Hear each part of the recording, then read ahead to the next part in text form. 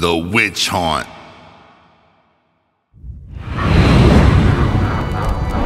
Everybody emits a certain energy about them.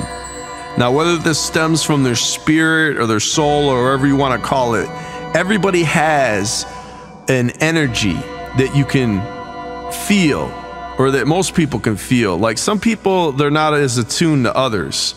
For me, I always felt like I could tell a lot about a person just by being close to them. By being in proximity to them, I could kind of feel what kind of energy they were emitting. Now, sometimes this energy would make me uncomfortable. Like, you ever meet somebody and the first time, right away you don't even like them before they even say anything? You can just kind of get a sense for them that there's something wrong or foul about that person. And then sure enough, as soon as they start talking, you suddenly realize why you felt that way. It's apparent because, yeah, that person is off, or that person is evil, or that person is corrupted. Now, some people, they even have the ability to see auras. Now, I've never been able to see an aura, but when they look at a person, they can kind of see certain colors that only they can perceive, with their psychic abilities or whatever you want to call it. Now, throughout my life, I've only encountered maybe 2 times that I've sensed something in somebody so evil that it made me afraid. One time that this happened was when I was just driving down the road. Now, normally when I sense somebody's aura, it has to be like several feet away. Like I have to be close to the person, at least in the same room with the person. Anyway, we were driving down this road this one day. I was with a group of my friends. I was in the passenger seat when there was this feeling of immense evil coming from this car in front of us, probably in front of us about like 30 feet, and it was in the right lane. And I was just drawn to it. Like I looked at it and I was like, whoa, what the fuck? It was just emanating this intense evil and corruption. And as we started getting closer to it, like I didn't know what to tell my friends because I didn't want to freak them out or whatever, like I'm crazy. But it intensified as I got closer to this car because it was slowing down in the right-hand lane and we were catching up to it. So finally I just said it, man. I was like, man, there's something fucking crazy evil in that car right there. I was like, just keep going, man. Just keep going. Like, don't slow down. You know what I mean? So as we passed it, I couldn't help but look over, and it was just an old man. Like from the outside, if somebody was looking at him, he just looked like a normal person. But to me, like I could perceive and feel this like evil just emanating from him. And it was then that I realized that not only are there corrupt souls on this planet, but I believe that there's demons as well, or perhaps people that are so corrupted in their spirit that they have manifested into demons or are host to demons. Now, this one time I had a direct contact with an actual demon, and I'll never forget it. And it was the most horrifying moment in my entire life, like my most horrifying moment that I've ever experienced. So I was laying in bed one night sleeping, and I was probably about 14 years old or so, maybe 15. And I woke with my face in the pillow. Okay, so I was suffocating. Like that's how I woke up. Like I woke up probably because I was dying. And when I woke up, not only was I suffocating, but I was completely and utterly paralyzed. I could not move. So I was laying there face down, suffocating, and that was not the most horrifying feeling that I was having. The fact that I was suffocating or paralyzed. It was the fact that I felt this presence that was in the room.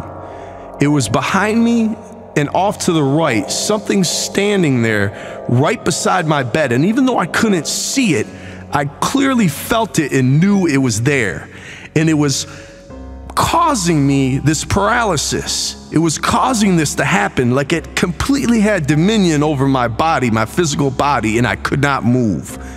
And all I could think about was getting away from this being, this entity that was there in the room. All I wanted to do was get away from that And the fact that I was dying was secondary to the fact that I wanted to get outside of the presence of this evil force that was there in the room. So my mind was completely in panic.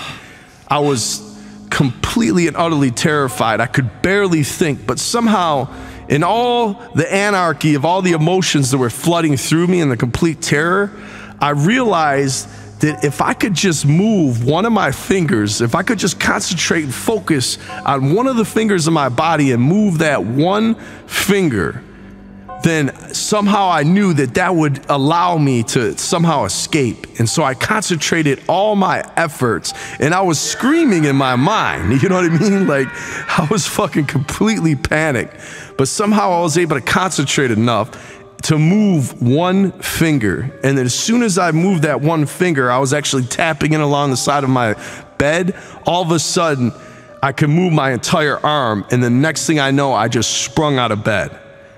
And when I sprung out of bed, I fucking ran out of that room, you know, as fast as I could. And I don't remember much what happened after that. I just remember I wouldn't go back into that room for like weeks, you know. I was completely terrified that that was gonna happen again. Now, fast forward a couple years, you know, I'm actually, you know, went through basic training in AIT, and, you know, we're going through our advanced individual training. Now, there was this guy in our unit, and I remember his name was Cottrell. Cottrell was the only other time that I can remember sensing a demonic form in an actual person, okay? This guy, he looked like, he almost had like frog-like features. Like his face, his mouth was so wide. It was almost like lizard-like or something. And he moved so slow.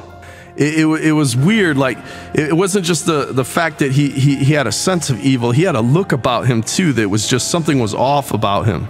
Anyway, I sensed this evil in him. You know, it just really made me uncomfortable. Like, just being around him, it was like this. It wasn't as strong as the man in the car. It wasn't as strong as that. But it definitely wasn't as strong as the entity that was in my room. But it was definitely something that made me uncomfortable, and I tried to avoid him. Anyway, when we were going through our advanced individual training, we had an instructor. His name was Sergeant Todd.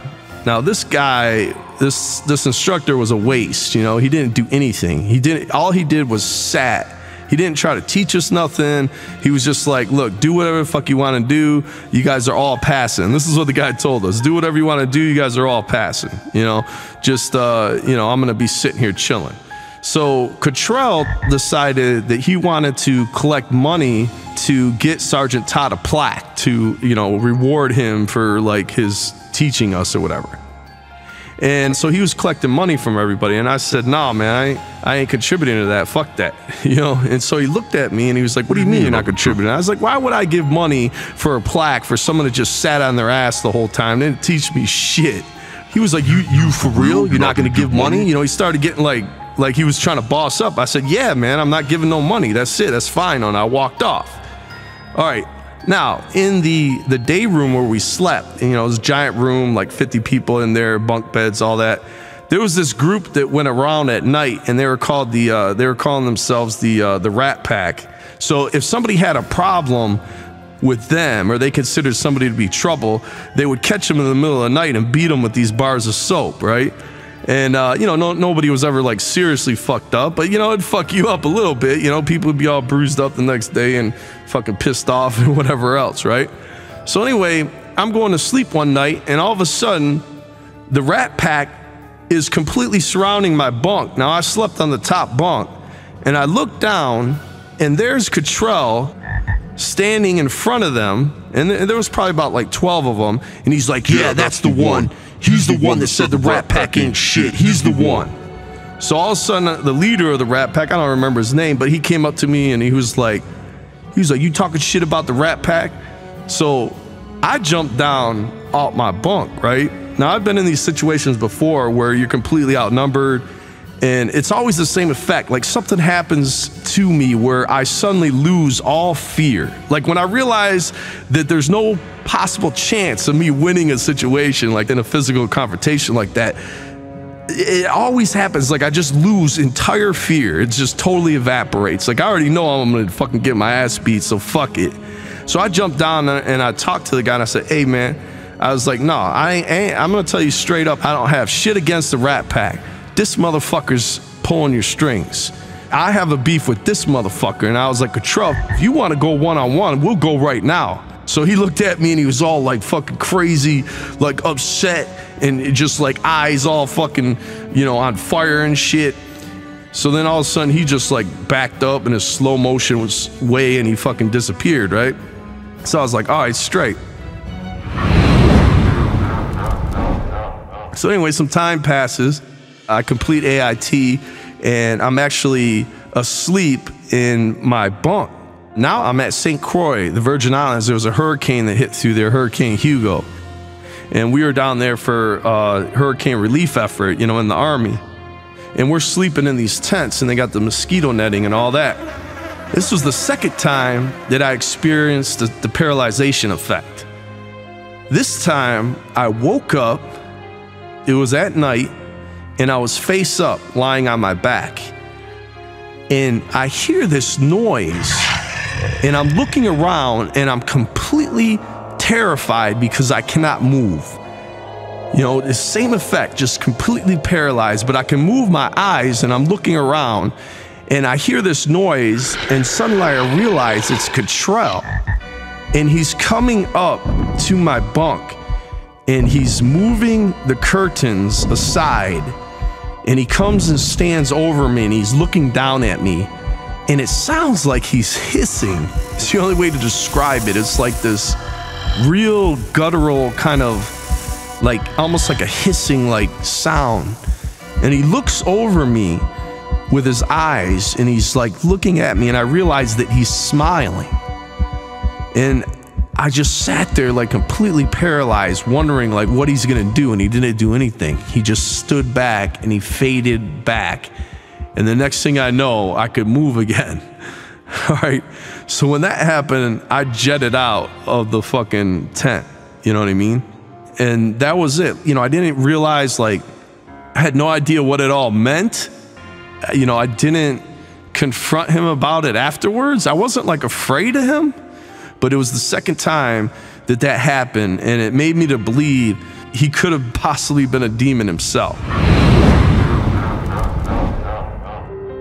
The thing with the paralyzation is I did research on it later, and I found out that I read the sleep book, this entire book about sleep, and there was a small paragraph in it that's about people waking up paralyzed with extreme anxiety, and it was just like one sentence, you know, and it said something about it's a rare occurrence, but it happens to people all throughout the entire world.